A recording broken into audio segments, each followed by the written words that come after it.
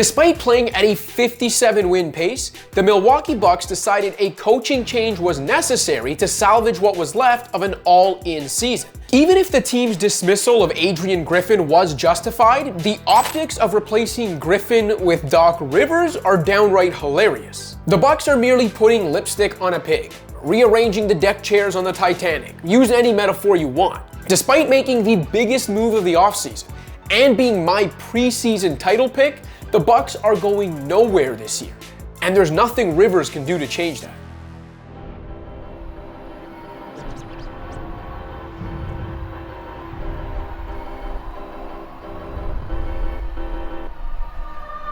Griffin's Bucks had the third best winning percentage of any team in history to make a mid-season coaching change.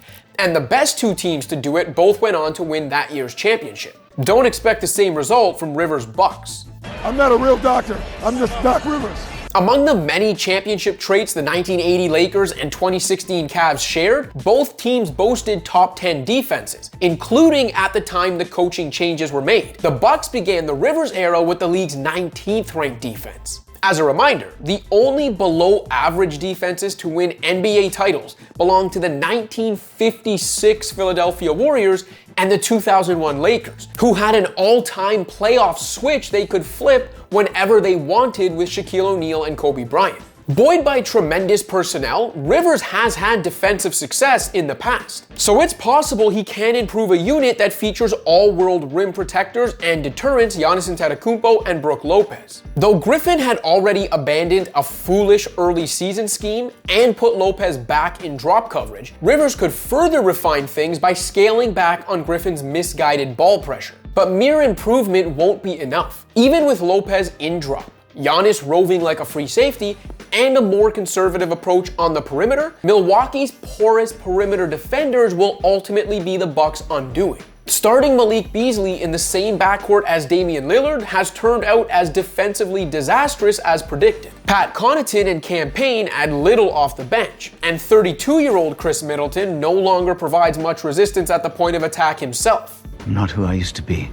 Marjon Beauchamp and Andre Jackson Jr. could help in theory, but young players aren't really Doc's MO. Though the Bucks boast the league's second most efficient offense, that might actually be the end of the floor where Milwaukee has the biggest room for growth given the team's personnel. You could argue that the Bucks should just spam pick and rolls run by Antetokounmpo and or Lillard until someone proves they can stop such actions. But this offense also needs to get more imaginative by the time the postseason rolls around, and needs to find ways for Giannis and Dame to play off each other better than they have to this point. That's easier said than done given the surprisingly clunky offensive fit between the two thus far and Giannis's issues as a short roller, which is why finding solutions will take creativity. Unfortunately, while he's earned a reputation as an after-timeout savant, Rivers' base offensive sets have been anything but creative or imaginative. Take it, attack it, attack it.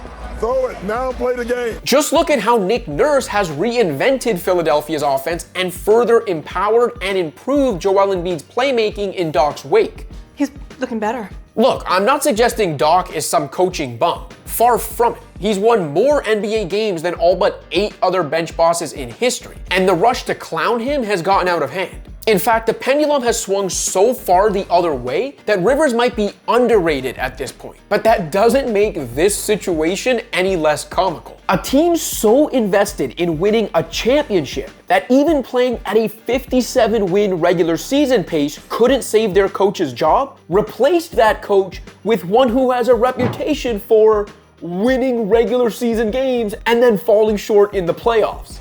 It's a bold strategy, Cotton. Let's see if it pays off for him. Despite coaching teams led by duos like Chris Paul and Blake Griffin, Kawhi Leonard and Paul George, and Embiid and James Harden, Rivers hasn't been to the conference finals in his last 11 seasons. Take his entire 25-year coaching career into account, and the 2008 champion and 2000 Coach of the Year is the only coach in history to blow 3 different 3-1 series leads. He's lost an NBA record 5 straight Game 7s, has lost 11 straight closeout games in the second round or further, and his overall record when his team has a chance to close out a best-of-7 series is abysmal. Again, I don't bring this up to tear down Doc's entire resume, which the majority of basketball coaches would trade for in a heartbeat. But does that postseason record sound like it jives with a Bucks team that has basically admitted playoff success is all that matters? In a rush to hire an available and experienced coach, the Bucks somehow answered that question with a yes. And while still paying both Griffin and Mike Budenholzer, committed to Rivers through 2027. Barring a drastic change to Giannis' supporting cast